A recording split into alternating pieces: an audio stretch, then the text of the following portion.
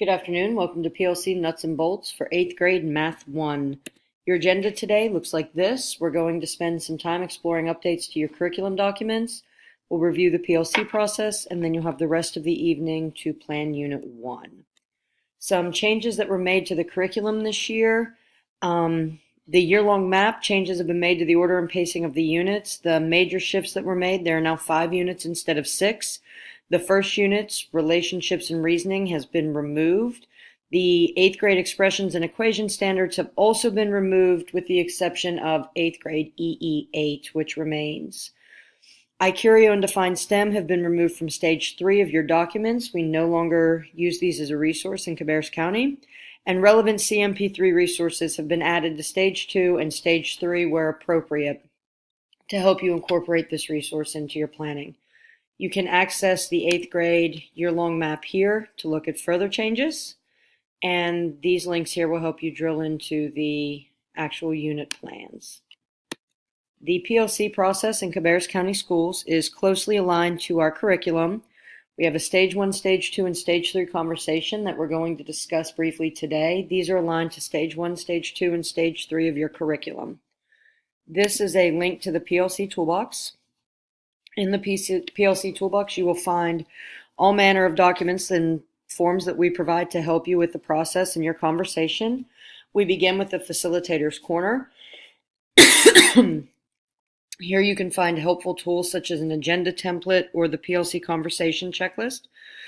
We've also added links to certain resources that I'll discuss a few of in a moment under different stages, Stage 1, Stage 2, and 3 and 4 here. And then we've also added district professional development. So any professional development that we've done over the course of the time that we've been working in PLCs, you can find here. In Stage 1, this is where you will identify what it is students need to know and be able to do. The suggested way to do this is to look at the standards for the unit, and then from those standards and from your own knowledge of the course, determine what do kids need to know and be able to do by the time they finish this unit.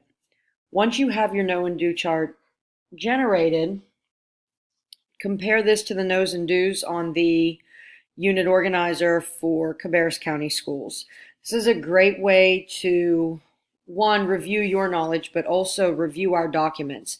If there are discrepancies between the two, if there's something that needs to be added or taken away, then you can go to the PLC Toolbox, and here under unit feedback links, you can provide that feedback to us so that we can revise those documents as needed in the upcoming curriculum review weeks. For Stage 2, you're going to plan your assessments. So one of the tools that we provide from the toolbox is the PLC Brace Map. Like UBD, the Brace Map begins with the end in mind. So you would fill in the final product for summative assessment here. This could be a unit a unit test, a PBL, a unit project of some sort. These next lines are the major content standard skills, 21st century skills or concepts that would go into this final product. So for example, here on this line, you might have graph and equation. And then these lines are the smaller common formative assessments that you would give to see if students understand and are able to graph an equation. These could be as simple as a ticket out the door. They could be a 5-question quiz with specific problems that kids are graphing. The nice thing about the Brace Map is it sort of puts everybody on the same page and creates a plan for your assessment that allows you to have very specific and targeted data conversations around standards or skills or content, as opposed to waiting as a PLC to have a conversation about what it is students know and are able to do at the end of the unit with the unit test. You don't have to use this Brace Map. It's just one suggested tool we offer. A Stage 3 conversation is the learning plan. This is where on your UBD documents you will find list to resources. We don't actually give you lesson plans in the learning plan. That's for you to create, but you can use this checklist to help guide your conversation as you plan for your instruction, to make sure that you're bringing and using aligned resources. that you're aligning your instruction to your assessment plan and to your standards. So if you have a standard that asks kids to analyze and you have a portion of your assessment that also asks kids to analyze, are you then teaching kids in class to actually analyze? And are you scaffolding that instruction to build that skill? This also reminds you to attend to things like student engagement and rigor, specifically considering revised Bloom's taxonomy, Webb's depth of knowledge. You can also use this checklist to help guide your stage 1, stage 2, and stage 4 conversation. The next step for you today will be to get with your PLC and begin planning Unit 1.